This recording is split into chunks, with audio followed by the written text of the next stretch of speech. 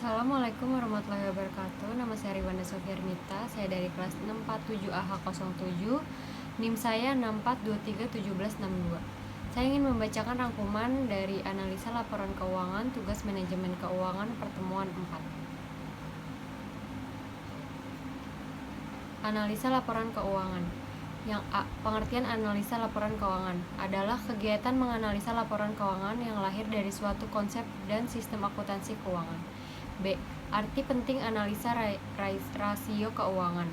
Analisis terhadap data keuangan suatu perusahaan dilakukan dengan tujuan untuk memperoleh gambaran tentang perkembangan keuangan suatu perusahaan.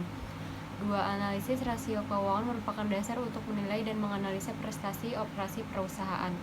3. Analisis rasio keuangan juga dapat digunakan sebagai kerangka kerja perencanaan dan pengendalian keuangan. Lalu yang C adalah analisis rasio keuangan. Analisis rasio keuangan bisa dikelompokkan ke dalam 6 kelompok rasio. Ada rasio likuiditas, rasio aktivitas, rasio liabilitas, rasio kemampuan menghasilkan laba, rasio pertumbuhan, dan rasio penilaian. Cara perbandingan yang dapat dilakukan oleh para penganalisa adalah membandingkan rasio sekarang dengan rasio-rasio waktu lalu atau dengan rasio-rasio yang diperkirakan untuk waktu-waktu yang akan datang dari perusahaan yang sama, dan membandingkan rasio-rasio dari suatu perusahaan dengan rasio-rasio semacam dari perusahaan lain yang sejenis dalam waktu yang sama. Selanjutnya adalah D. Macam-macam rasio keuangan. Yang pertama adalah likuiditas. Rasio-rasio yang digunakan untuk mengukur likuiditas perusahaan yaitu kemampuan untuk perusahaan memenuhi kewajiban finansialnya yang segera harus dipenuhi atau kemampuan suatu perusahaan untuk dapat menyediakan alat-alat likuid sedemikian rupa sehingga dapat memenuhi kewajiban finansialnya pada saat ditagih. Atau dengan kata lain, likuiditas adalah mengukur kemampuan perusahaan untuk memenuhi kewajiban keuangan jangka pendek tepat pada waktunya.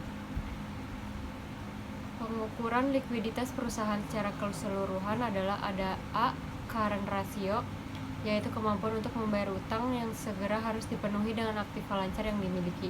Rasio ini merupakan alat ukur bagi likuiditas atau solvabilitas jangka pendek. Rumusnya adalah aktiva lancar atau current asset per utang lancar atau current liabilities. Lalu ada aktiva lancar atau current assets meliputi kas, surat berharga, piutang, dan persediaan. Selanjutnya ada utang lancar atau current liabilities meliputi utang pajak, utang bunga, utang wesel, utang gaji, dan utang jangka pendek lainnya.